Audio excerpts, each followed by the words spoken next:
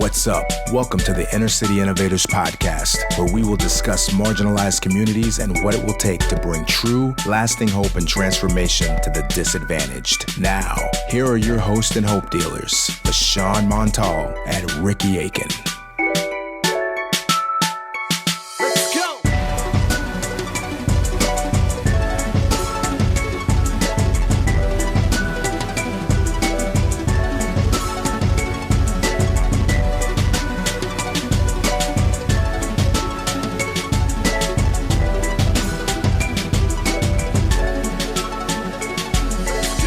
Going to lead us through our icebreaker, highlights, challenges, and state of being. For sure. So as y'all know, every episode in our weekly groups as well, with our mentees, with our youth, we practice this engagement. So I'm going to go ahead and crank it off. One of my highlights this week is I told y'all a lie one of the last episodes. I still ain't dropped the ebook yet. My bad. But I'm about to finally do it. I just had to repackage and repurpose it. Okay. I was trying to push it, but I wanted to figure out how could I create a bonus deal around it, bring some additions in to incentivize it for interested customers. So I'm finally about to drop that thing and try to really turn up with that. A challenge I'm having this week, mental health, actually. We the mental health guys, but I'm actually having a little mental health battle myself. So I'm just balancing. Lately, I've been having a struggle with balance. As so many different things are going on, but nonetheless, we making it work. We making it happen. So that's a challenge. And my state of being is definitely present. I'm here, I'm present. I've been too caught up in the future, planning ahead. I've been too stuck in the past, trying to learn from mistakes, drawing back, and I'm just not very present. Not in the moment, not embracing life, not really looking at what I have right now. So that's my state of being, just present. What about you, Norman? How you feeling? My state of being, I'm feeling clear, man. I'm feeling real. I'm in a good space right now. I'm feeling really clear. Circling around the sun another 365 days. Amen. Highlight, that leads into my highlight, which is my birthday's coming up. So I get to celebrate another year of life. That's really my highlight right now, man. Just being appreciative to be alive and free, and being able to do what I want to do right now. My challenge. What would be my challenge? Right now, adulting. That's the biggest challenge right now, man. It's just taking care of everything, all your priorities, wearing these different hats. Just staying afloat, man. Just taking it a day at a time, and just analyzing everything, and just like I said, taking it one day at a time, man. Yeah, that's real.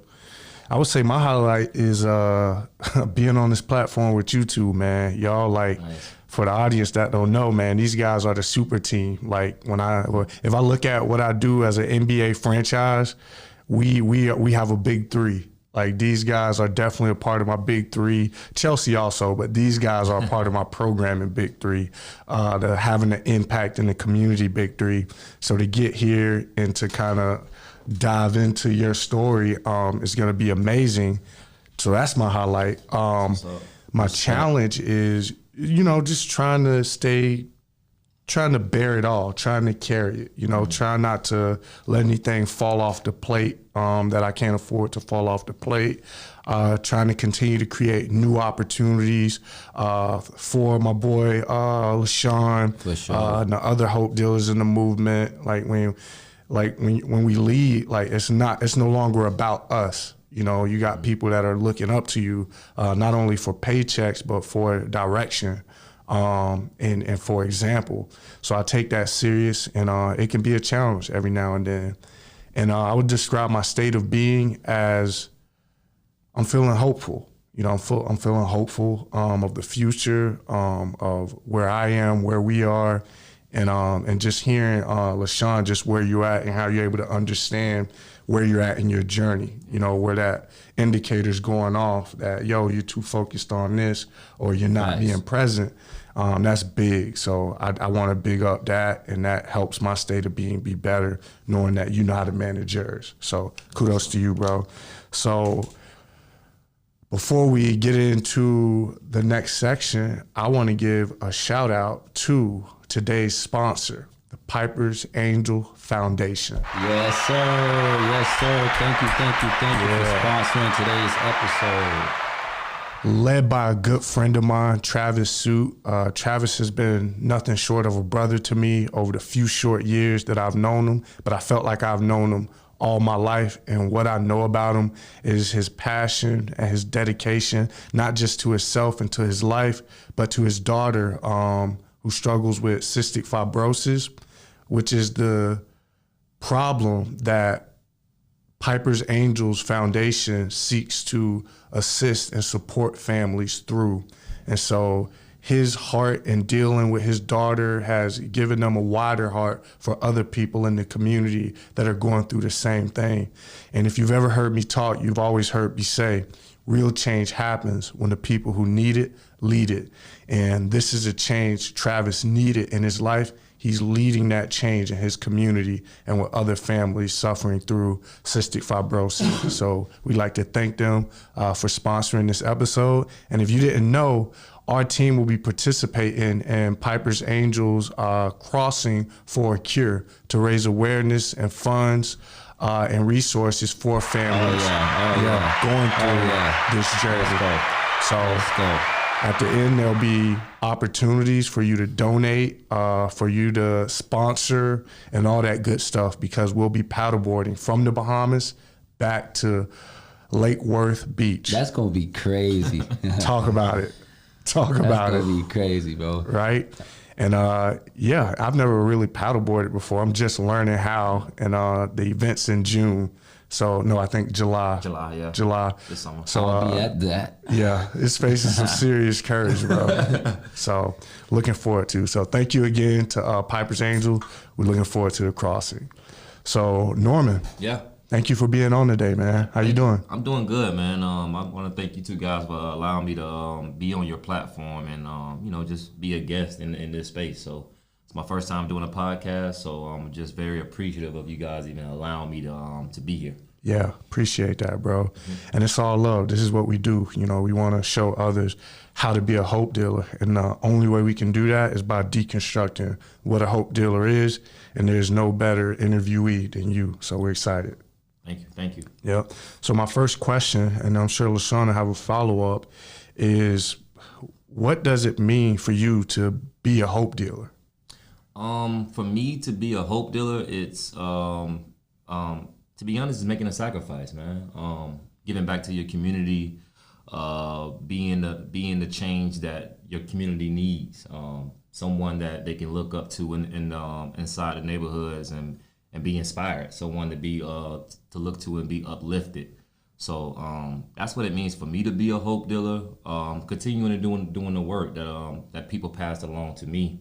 But to be young, Black, in the community, giving back to the community and inspiring the younger youth is definitely a calling that I felt desperately was needed in my community. Yeah. For sure. And let me ask you, so you gave us that, you let us know what your definition of being a hope dealer is, right? Mm-hmm. So with that being said, within your work, what is your overall goal? What is the ultimatum for you? So do you want to see better athletes in our community? Are you looking for better students? Are you looking to build entrepreneurs? Is it the whole 9 yards? Being a hope dealer, what is it that you seek to get out of this when you are gone from this planet one day? What do you want people to say Norman wanted to happen in this community? All of the above, man. For sure. Whatever they want to be, I want to be able to be the one or one of the ones who inspire the youth. Being able to motivate them to seek out a better way of life. When I'm gone and I'm dead or no longer doing this work, I want the neighborhood to know that Norman was one that inspired the youth, who uplifted everyone in the community who was going through maybe violence, who was going through gun issues. Just want to be the one to motivate them and be able to change everything. That's Respect, real. That's real. Bro. And that's important. Through our mentoring program, we help youth identify their ideal self, right, whatever that is for them, mm-hmm, and you pretty much support them on that journey. And I think that's important. Where would you say, you first saw the need for hope dealers in our community? When I first saw the need for a hope dealer in our community, it was actually through social media. To be honest, I saw a post that you had made seeking out ways for individuals to get involved to make a change in the community, for people to get involved, whether it be within the community, outside of the community, just providing those resources to help the young men see a better way of life. So you were the pilot, bro. You were the pilot for actually inspiring me to get involved with your movement, and I just knew. I always knew I wanted to pay it forward. Bring the mic a little closer to you. I always knew I wanted to pay it forward to my community, but I just didn't know how or when I would do that. But yeah, bro, you the one that definitely inspired me and motivated me to get on board with this movement. That's real. That's real. For sure. So now that you on board with it, right? Mm-hmm. Like I said earlier, I asked you what was your end goal, what was your objective. So within the Hope Dealer mentoring program, what is your role? What is Norman's duty? What is Norman's job description within the mentoring program? Because I understand there's many different aspects and dynamics of it. Mm-hmm. You know, I'm not serving the same purpose as you or any, you know, we all here with our own collective interest to bring it together. So what is Norman's position here? My position with the Inner City Innovators, I am the programs director. I am the one who leads programming on a weekly basis to run curriculum. And what's that like? What's the programming like? What's the curriculum like? So basically, programming happens on a weekly basis. We have group mentoring once a week, one for the men's program and also one for the ladies program. But we also host a hybrid mentoring sessions as well, where we tap into more one-on-one mentoring. We dive a little bit deeper into their goals and what they want to become in their lives, whether it's through mental health, whether it's through goal setting and career preparation. That's dope. That's dope, bro. Yeah. And that's so important, man. So many of the youth growing up in communities like we grew up in, they struggle with having the proper supports to once you made a few mistakes, most people count you out. They count you out. They're like, oh, you're never, like, you didn't finish school, you're not going to finish school. They pretty much wash their hands with you. Put a label on you early. Exactly. And I think the importance of what we do is we help youth regain their journey in life and support them through that. So let's take it back, like, because, you know, here we are today and we're doing this work. You know, you're the programs director in Inner City Innovators. You're working with young men who are most likely to perpetrate and be victimized by gun violence. But there's a reason why you're doing this work. And most of our reasons are based in our upbringing and how we grew up. Mm-hmm. What kind of home and family did you come from that you feel like equipped you with the experience to know how to serve the youth that we serve in the way that you do?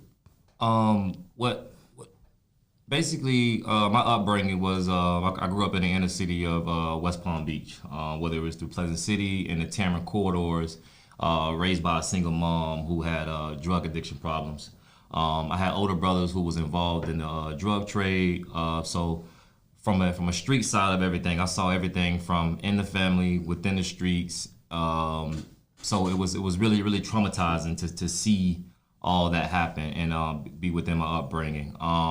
I've had friends, neighborhood members be shot, be killed, who've gone to jail, who've served time in prison, who've served time in jail. So that upbringing alone was something that I knew wasn't my reality. That's something that I knew that I didn't want to go down that path. So I just knew there was a way out. There was something over me that I felt as though, like, okay, although this is going on, this has never touched me. God willing, it just never touched me.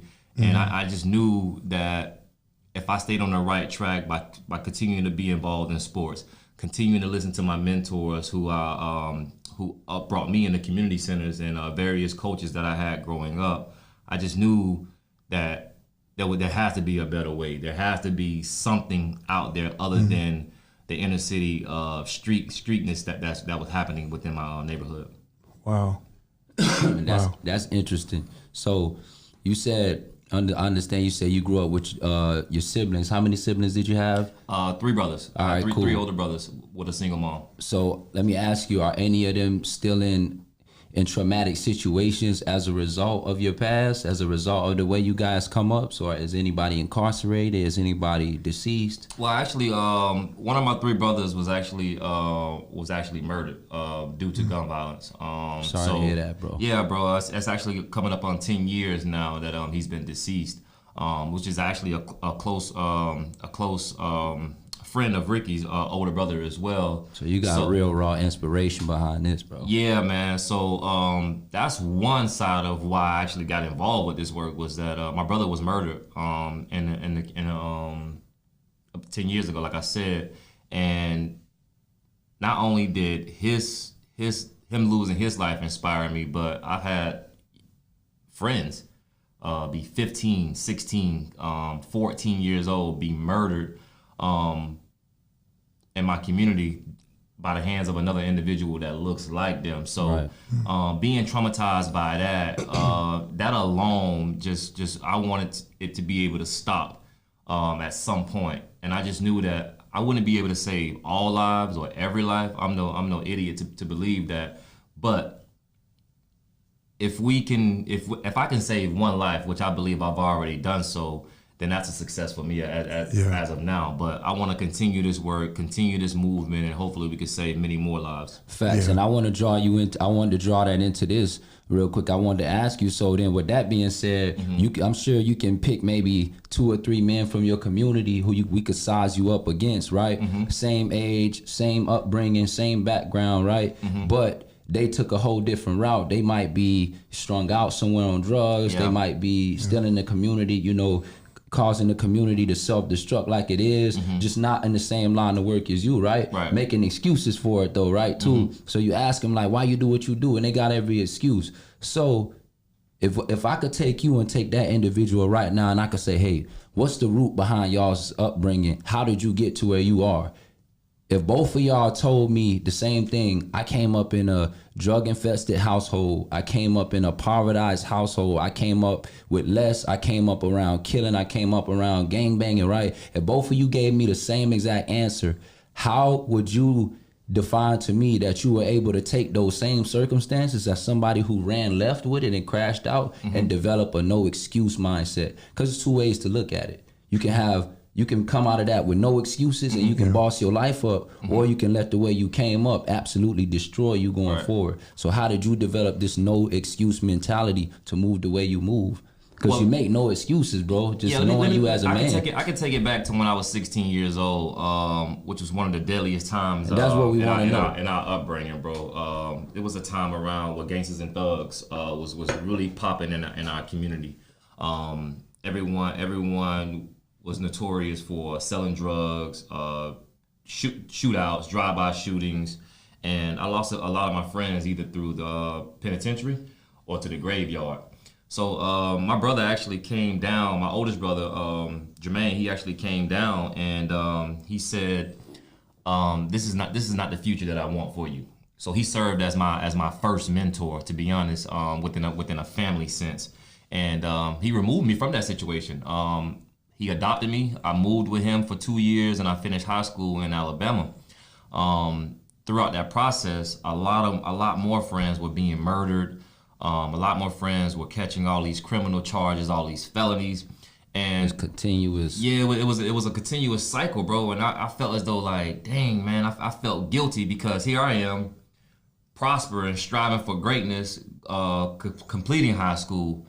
Because I don't know if you know, but I can count on my hands how many friends that I have that has a high school diploma from my neighborhood. Like I literally can count on my hands. But I just knew that this wasn't the life for me, bro. Like you gotta be inspired. You gotta surround yourself around people who believe in you. And he was my first belief. Living in like suburbia Alabama, being able to have a clear mind, a clear conscience. I was able to develop a vision and continue my pursuit within athletics. So that was the first step, bro. So just switching it up essentially. Surrounding yourself around individuals.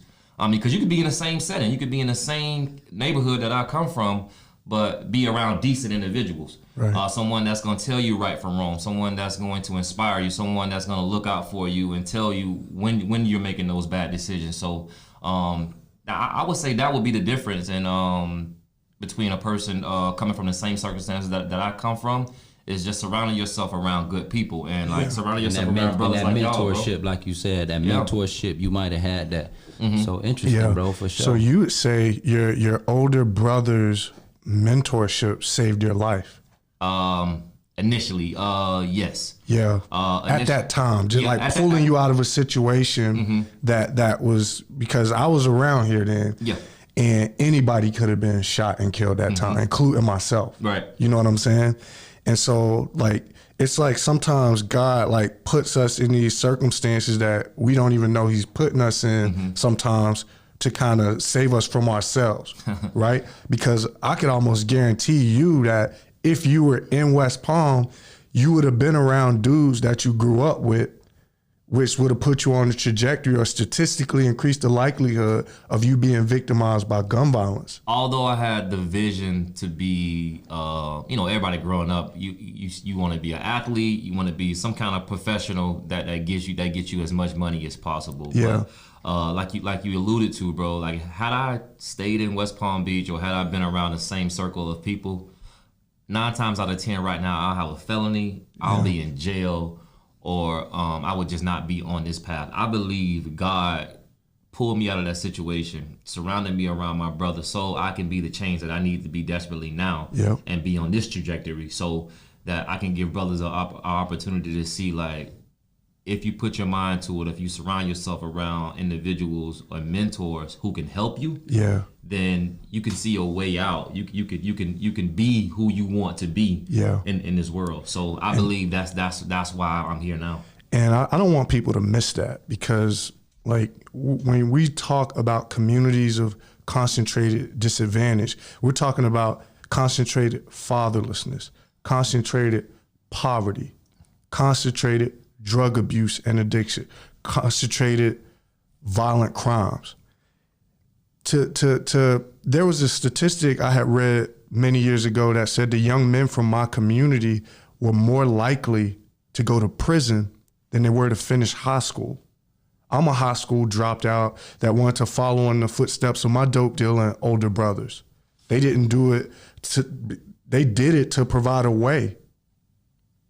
And so when you are moved and relocated from the community, you see this devastation happening back home, you kind of alluded to survivor's guilt. Yeah. To where you felt like, why did I deserve here and my friend? Like, how do you deal with that now? Because what many people don't understand, we're working in the same communities we grew up in. And one of the saddest things for me is to drive down Tamarind and see dudes that I grew up with strung out on drugs, succumbing to mental health challenges, homeless. Like, it's the saddest thing in the world to be successful or a success in a place that tried to destroy you. How do you deal with that guilt? The best way to deal with that survivor's guilt or that mentality is it's traumatizing, bro, to be honest. The best way that I deal with it is actually just trying to uplift as many individuals as I can. That's the best way for me to deal with it. But if I'm being honest, every time I do come to my community, I see individuals on that same corner that was there when I was 10 years old. Yeah. It's a recurring cycle that's happening over and over and over again, and it's like, when is this ever going to change? Facts. And until individuals wake up and realize that this shouldn't be the norm, right, it's going to continue to perpetrate and be a cycle within our community. But I get depressed a lot, bro, because here I am, an individual that comes from the same community that they're in. They're looking at me as in, like, this used to be my younger brother, or this used to be my younger friend, my little homie, and now he on this path, he on this trajectory. Like, I can see it in their eyes, like, dang, bro, like, you doing good, but we can't continue to have a lot of conversations because I'm on a different path. Right. And it depresses them. And it's like where my life is at a standstill if yours is going to the next level. Yeah, sometimes, bro, I do feel guilty. Like I feel guilty a lot, and sometimes it puts me in a place of complacency because I don't want. It's strange. It's unaware. Like I can't have a lot of conversations with people from my community because they can't understand where I'm going or the success that I'm having. Right. Like, believe it or not, like when you come around individuals from your community that's still in the same place that they were 10 years ago or 20 years ago, it does something to them. Yeah. That's why a lot of people, when they do get successful, they don't come back to their communities because it's depressing, bro. It's a saying I like to say, bro. Sorry to cut you out, but if you the fastest way to kill a big dream is to introduce it to a small mind. Yeah. You take your big dream and take it to a small, feeble mind, they guaranteed to kill it. Yeah. So it's just like it's like taking your blood to a leech, bro. Yeah. You know what I'm saying? And then the thing to remember, it's not even their fault. Yeah, it's not. Like there are profound casualties of much bigger issues in our community. And if they knew how to see a right, they would. And that's why the examples that you set with your life are so important. And I want to speak to the mental health that this work brings about. Like so often when people think about the work we do, you know, it's unlike any other program that you've ever seen, right? If I worked at United Way or the Boys and Girls Club or Urban Youth Impact or one of these agencies that are doing similar work, chances are you have people who probably aren't from that community driving in from the suburbs to do this work, or college kids that are on staff doing this work. And so they don't have to deal with the burden of being seen by a people in their own community. And to drive this point home, like one of my favorite Bible verses was, I think it was in the book of Mark, and it says, a prophet is without honor in his own hometown, right? It's why people always complain that there aren't any successful artists from Palm Beach because Palm Beach hates and it eats its own. That's with anywhere. If you are from a situation, because people feel like they know you, they don't take you serious. Yeah. You'll always be Lil Norm, Lil Ricky, Lil LaShawn. Like you'll always be that first that image little that business, that little thing. Exactly. So you not only have to work against that to make an impact, you got to work against the mental health challenges that you alluded to.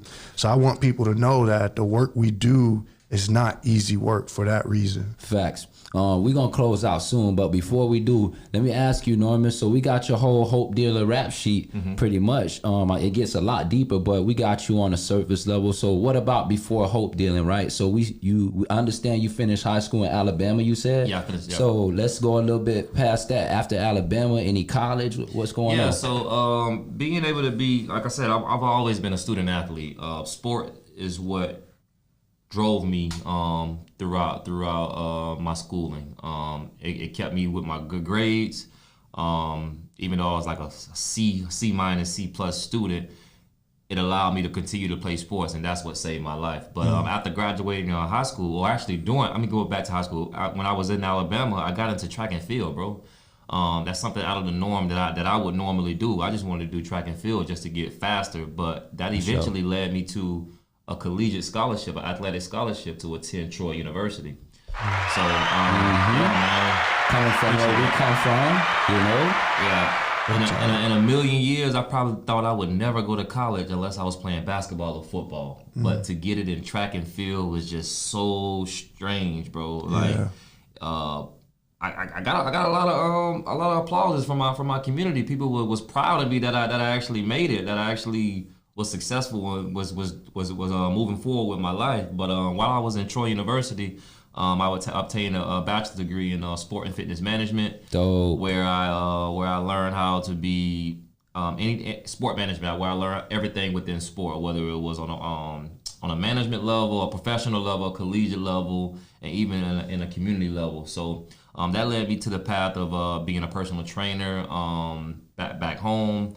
That was my passion. It still is my passion as of now, because I'm still doing personal training right now. So I've always wanted to help people. Being able to help people be successful, achieve their goals, that is something that aligned me with the Hope Dealer movement, and which I'm continuing to do today. Yeah, that's dope. And I remember when you came back, like you saw my Facebook post about what was happening in the community, and when you came, bro, he was just like, "How can I help? What do you need?" Right. And this is at a time where there was no organization really, there was no real direction. It was just some guys coming together trying to make a difference. And I remember, bro, you would get off work early, or as soon as you got off work, you were with me in the community, bro, trying to use your social capital and life experiences to reach these youth and make a difference. And I want to give you your roses for that, because too often the number one problem and why we can't find the traction needed for change is because no one wants to follow anyone. It's not even really about following, it's about aligning. No one really wants to align long enough where they have to swallow their ego and their pride to do or to see an outcome. And you were able to do that, and you still do that, bro. And I think that's the secret behind the success of inner city innovators. Like, a lot of people have come and gone, but only those who are truly dedicated to this cause, not for the cause's sake, but for the sake of impacting the youth that it reaches. That's the only way you can last. It can't be about what you'll get. It can't be about you. It has to be about the difference you want to make, and a sense of calling. So I just want to I want you to speak to that. Like, if there's somebody out there that's listening that wants to know, like, maybe they're not a me, right? What if they're a Norman? Like, what advice would you give them on how to use their skill set to take something that may be good and make it great? My advice to those individuals who's seeking to first of all, you got to be able to follow before you can lead. A lot of people have a lot of movements, ideas, these grand schemes, but no one is willing to help and to assist. And like you said, bro, if you're Captain America, I'm Iron Man. If you're Superman, I'm Batman. You got to be able to align yourself with individuals and be supportive of that movement full force. There can't be no monetary gain or incentive to motivate you in the beginning. You gotta be willing to do this for nothing at all. If anything, uplifting the individuals. I always say that inner city innovators is the ones that cut my check, but I work for the youth. Amen. When they are successful, I am successful. Yep. Without them, I have no job. So as long as we have youth in our community who's looking for a way out, who's looking for mentorship, that is what I want to be. You gotta be able to do the work. If you're not willing to do this work, then it will not come to fruition. You gotta be the one who steps up, make the sacrifices, carry this weight home. Be willing to cry at night sometimes. Yeah. Be willing to just be willing to be that change in your community, because if you're not, then it won't come alive. I remember one time somebody told me, or they just spoke to it. They was like, the real movement happens is when you have followers behind you that believe in the movement. Like, a lot of people can't be Ricky Aiken. A lot of people won't be able to be Ricky Aiken, but a lot of people can be Norman. A lot of people can be KO. Right. A lot of people can be you, LaShawn, and support that movement, and that's what builds it, and that's what makes it true. Right. Definitely. Wow. Well, that y'all know Norman now. Y'all know Norman. Let's give you another round of applause for that phenomenal rundown of yourself. So, as we know now, what would remind me again of where you got your degree from? Troy University. Troy University graduate. Shout out to T-Roy. Yeah, shout out to T-Roy. Troy University graduate, avid father, hope dealer, community activist. You got it all, bro. Trainer as well. Yeah, all physical trainer. Let's go. You got it all. So you want to go ahead and let them know what the name of your company is, if they can find you on social media. Absolutely. My LLC is Fit by Norm. Everything is on all platforms is Fit by Norm. I'm looking to inspire individuals who's looking to get personal training. I'm looking to change your mindset, your lifestyle, and also be a mentor to you through that journey. That's dope. So, yep, y'all definitely gonna get more Norman, whole lot more Norman. At this point in time, the Inner City Innovators Hope Dealer Mentorship Program is growing at a rapid rate. So you're gonna get a lot more Norman, giving you a lot more juice and gems as to what's to come, what's in store. So that's it for me. I just want to send another thank you to today's sponsor. Once again, everything that you donate, every time you guys sponsor one of these episodes, it goes back into the podcast, back into Inner City Innovators to furthering the mission and continuing to help the youth and help us be the change that we want to see in our community. So take us home, Ricky. What you got for us? Hey man, thank y'all for listening. This has been such a great episode. These are such great men, and we're gonna keep this up. But like you said, we can't do it without your support. Go to innercityinnovators.org, make a donation in the description, write ICI Podcast if you want to sponsor the episode, or reach out to us on social media. And don't forget, go follow Fit by Norm on all your social media platforms. Thank you for tuning in.